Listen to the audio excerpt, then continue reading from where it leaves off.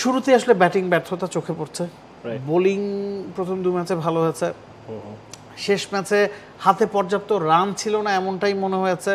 আপনার কাছে কি কোনো ভিন্ন মত আছে কিনা? না, ভিন্ন মত তো নেই আসলে। আমরা বোলাররাও আসলে এই দিনটাতে খানিকটা হতাশি করেছেন। হ্যাঁ, রিশাদ হয়তো বা 3টা উইকেট পেয়েছেন, একটা করে উইকেট শেখ মেহেদি পেয়েছেন, নাসুম পেয়েছেন, কিন্তু ব্যাটারদের কথা বলতে হয় আলাদা করে। মাত্র 2 জন ডাবল ডিজিটে গিয়েছেন, সাইফ হাসান এবং তানজিদ তামিম।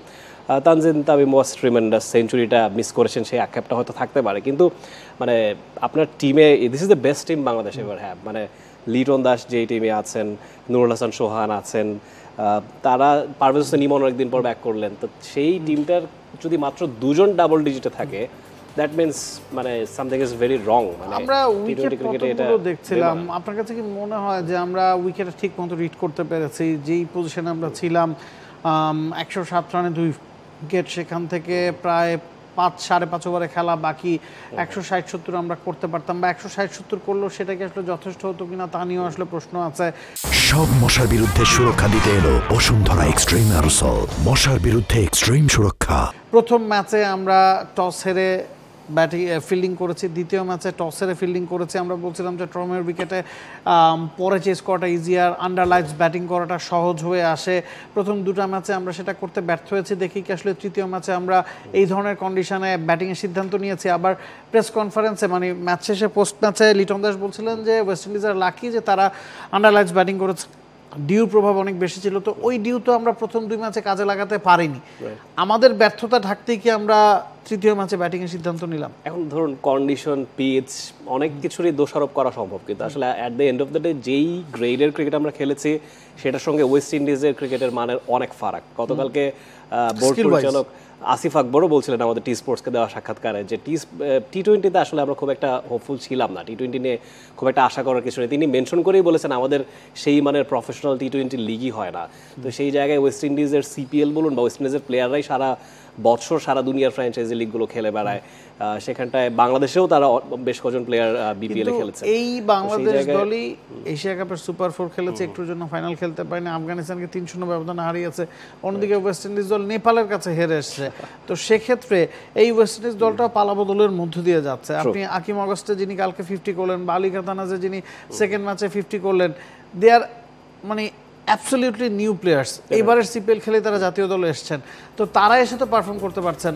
আমাদের প্লেয়াররা তো 2-3 বছর খেলার পরও আসলে নিজেদের জায়গায় ধরে রাখতে পারছেন না। হয়তো আমরা অনেক বেশি এক্সপেরিমেন্ট করে ফেলছি। আপনি দেখুন আমাদের যেই ম্যাচগুলোর রেজাল্টগুলো যদি আমরা দেখি, ওয়েস্ট ইন্ডিজ প্রথম ম্যাচটায় 18 রানে জয়ী হয়েছিল, পরের ম্যাচটায় 5 উইকেটে জয়ী, 14 রানে জয়ী, এবং লাস্ট ম্যাচে 5 উইকেটে জয়ী। তো এই ব্যাপারগুলো বলে দেয় যে দেখুন প্রথম 2টো ম্যাচে কিন্তু আমরা তাও কিছুটা ফাইট করেছি, কিছুটা কাছাকাছি গিয়েছে, কিন্তু তৃতীয় ম্যাচটা একদমই এক পেশালের লড়াই হয়েছে। আর যখন 19 বল বাকি থাকতে 5 উইকেটে কোনো টিম জিতে যায়, তখন বোঝা যায় যে ডিফারেন্সটা কতখানি। আপনি আগে ব্যাট করুন, পরে ব্যাট করুন, 2ভাবে আপনি হারের স্বাদ আপনাকে পেতে হয়েছে। চিটাগংয়ে খেলা, সেখানটাও আসলে মনে হচ্ছে যে আমাদের বিদেশে খেলা হচ্ছে, মানে পুরো সিরিজটা জুড়েই মনে হয়েছে যে এটা মানে হোম কন্ডিশন বাংলাদেশের জন্য না।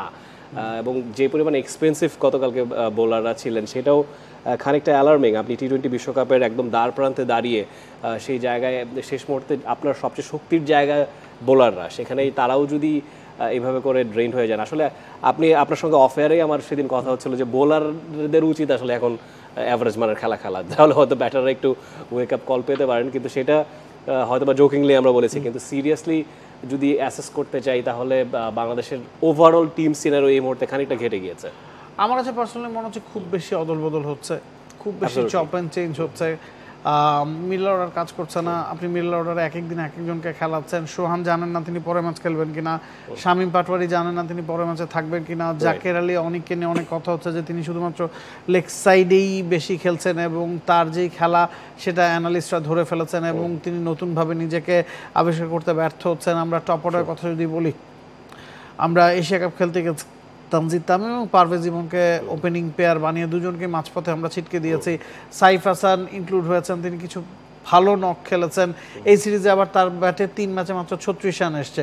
এই সিরিজে টপ রান গেটার হচ্ছে তানজিদ তামিম, 165 রান 3 ম্যাচে তিনি করেছেন। বাকি ব্যাটারদের কারো কাছ থেকে আমরা কিছুই পাইনি। বাংলাদেশের হয়ে second highest run getter is Tanzim Sakib, 41 run করেছেন। তাহিদ হৃদয় 2 ম্যাচে 40 রান করেছেন। তো একটা দলে কেউ যখন 3 ম্যাচ খেলে 50 রান করতে পারবেন না, তখন তো আপনি ওই সিরিজ জেতার চেষ্টা করতে পারেন না। আপনার বোলাররা খুব ভালো করছে দেখে আপনি ফাইট করেছেন প্রথম 2 ম্যাচে, সেটাকে আমি আসলে ফাইট বলতে রাজি না, কারণ আপনি যখন ডাবল ডিজিটে টি-20 ম্যাচ হারবেন 14 রান 16 রান, হ্যাঁ, সেটাকে আপনি খুব বেশি কম্পিটিটিভও বলতে পারবেন না। এবং গেল ম্যাচ পরে ব্যাটিং করার যে সুবিধা সেটা কিন্তু ওয়েস্ট ইন্ডিজ করে দেখিয়েছে। বাংলাদেশ প্রথম 2 ম্যাচে টস হারার পরও পরে প্রথমে ফিল্ডিং পেয়েছে, পরে চেস করার সুবিধা পেয়েছে, তারপরও করতে পারেনি। এবং লিটন দাস বলছিলেন যে আমরা চেয়েছি যে ওয়েস্ট ইন্ডিজ আমাদের ভালো ফাইট দেখ, হ্যাঁ, আমি হ্যাপি যে ওয়েস্ট ইন্ডিজ এত ভালো ক্রিকেট খেলেছে। তো এই হ্যাপিনেসটা কোত্থেকে আসছে? আবার তিনি বলছেন যে ওয়েস্ট ইন্ডিজ লাকি যে তারা ডিউর মধ্যে ব্যাটিং করতে পারছে, তিনি তো দাওয়াত দিয়েছেন পরে ব্যাটিং করতে ওয়েস্ট ইন্ডিজকে। তো সব মিলিয়ে কেমন যেন একটা গুবলেট পাকিয়ে গেছে মনে হচ্ছে। এক্সপ্লেনেশনগুলো আসলে খেলার মতোই বাজে হচ্ছে, মানে যদি ক্লিয়ার কাট বলতে হয়, মানে আমাদের স্টেটমেন্টও ঠিক নাই, আমাদের ইন্টেনশন ঠিক নাই। আপনি যেভাবে করে খেলাটা খেলতে যাচ্ছেন তার একেবারে এক্সপেক্টেড আউটকাম মাঠে দেখা যাচ্ছে না। এবং যেটা বলছিলেন না যে এই সাফল করা বারে বারে, এই জিনিসটা কিভাবে হতে পারে? আপনি সিরিজ বাই সিরিজ সাফল করতে পারেন। আফগানিস্তানে যে দলটা খেলেছে সেখান থেকে আপনি 5 জনকে রেস্ট নিয়ে এই সিরিজে নতুন 5 জন নিতে পারতেন। আপনি সিরিজের মাঝখানেই পারফর্ম করার পরেও প্লেয়ারকে আপনি রিপ্লেস করছেন বা তার ব্যাটিং অর্ডার সাফল করেছেন। সাইফ হাসান গতকালকে 4 নম্বরে ব্যাট করেছেন।